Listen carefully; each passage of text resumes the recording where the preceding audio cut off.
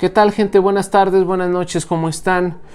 Espero que felices de que la gasolina en México siga siendo bastante barata, pero el día de hoy se pudo haber tomado una decisión trascendental para la economía mundial y la economía mexicana. Economía que va a entrar en una crisis aún peor, porque nos acaba de decir Hugo López-Gatell que en unas 2 semanas entraremos ya de manera oficial a una fase 3. Entonces, todo aquel esfuerzo que pudiera beneficiar a nuestra economía valía la pena hacerlo o concretarlo. En el caso muy concreto, el día de hoy la OPEP hace unas horas junto con Rusia logra ese acuerdo o logra esa reunión para intentar acordar bajar la producción de petróleo con la intención de subir los precios de los petróleos del mundo, por así decirlo, y naturalmente de las gasolinas. ¿Qué pasa? Con todo esto y después de 10 horas de reunión, la secretaria de Energía, Rocío Nale, abandona la teleconferencia y simplemente no desea entrar en dicho acuerdo. Te explico qué pasa, qué implicaciones tiene y probablemente por qué se dio esta situación. Quédate conmigo, muchas gracias.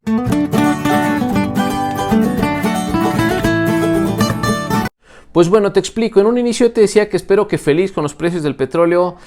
Desafortunadamente eso era ironía, porque aunque todos estamos muy felices que la gasolina te cuesta 13, 14, 15, 16 pesos dependiendo dónde y qué tipo de gasolina compres, es una gasolina muy barata en todo el país, pero yo te explicaba en otros videos, ojalá lo puedas ver, que una gasolina barata para un país como México no es una buena señal. Ya sé que es bueno que te cueste poco llenar tu tanque, pero desafortunadamente la carga fiscal que luego tiene Pemex y la aportación fiscal que tiene Pemex, es decir, el dinero que genera Pemex para la riqueza nacional es mucho, y si tiene una gasolina barata no puede generar tanta riqueza. Creo yo, es un impacto más fuerte el tener una gasolina barata que tener una gasolina competitiva. Ahora, la gasolina depende naturalmente y de manera directa de los precios del petróleo.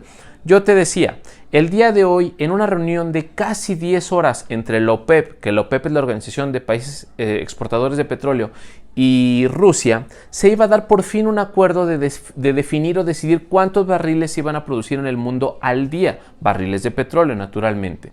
¿Cuál era el problema? Se estaba sobreproduciendo y por eso los precios se desplomaron drásticamente.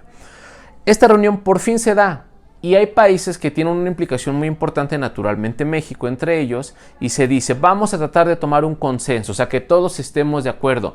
Una reunión de más de 10 horas y en un pequeño break que se da al final de última consulta, nuestra secretaria de Energía Rocío Nale dice México no le entra a esto y abandona la teleconferencia que se había dado después de 10 horas.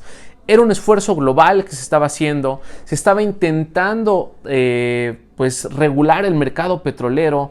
Por la mañana al Dow Jones ya México había dicho sí, vamos a aceptar los acuerdos que ya la OPEP había anunciado previamente. ¿Cuáles eran estos acuerdos? La OPEP dijo vamos a reducir nuestra producción en 10 millones de barriles al día. O sea, van a reducir 10 millones de barriles al día. ¿Esto qué pasaba? Era pasar de 43.8 millones de barriles diarios a 33.8. Es una disminución muy fuerte y en concreto, ¿qué dijo? Nosotros, vía OPEP, Rusia, comprométete a lo mismo, aventamos nuestro mejor productor que es Arabia Saudita contra los rusos y dijeron, los dos vamos a tener una disminución de 2.5 millones de barriles al día, o sea que de tener 11 millones de barriles al día iban a producir tan solo 8.5. Naturalmente siguen siendo muchísimos, pero estamos hablando que se redujo en de 11 a 8.5, entonces 2.5 millones de reducción al día son muchos y los rusos y los árabes estuvieron de acuerdo.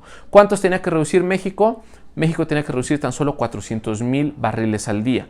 Ahora, ¿qué es lo que dijo la OPEP? ¿Qué es lo que dijo Rusia? No trataban de ser tan injustos, decían, ok, cada quien va a producir menos en la medida de su producción total.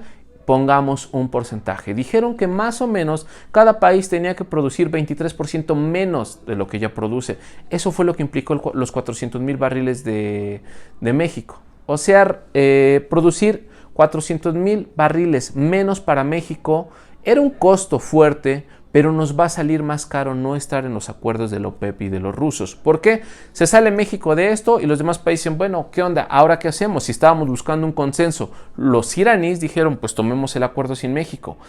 Todavía no toma eco esta postura, pero pudiera hacerlo, porque naturalmente a todos los países les importa ya tener una decisión sobre la mesa y algo que sea en consenso. México ya no está en esa mesa, pudieran tomarse decisiones sin nosotros y sería muy, pero muy peligroso.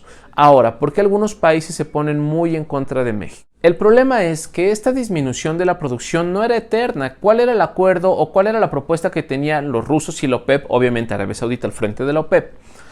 Ellos decían, vamos a reducir en 10 millones de barriles al día la producción, pero tan solo en 2 años porque vamos a ir regresando escalonadamente, ¿ok?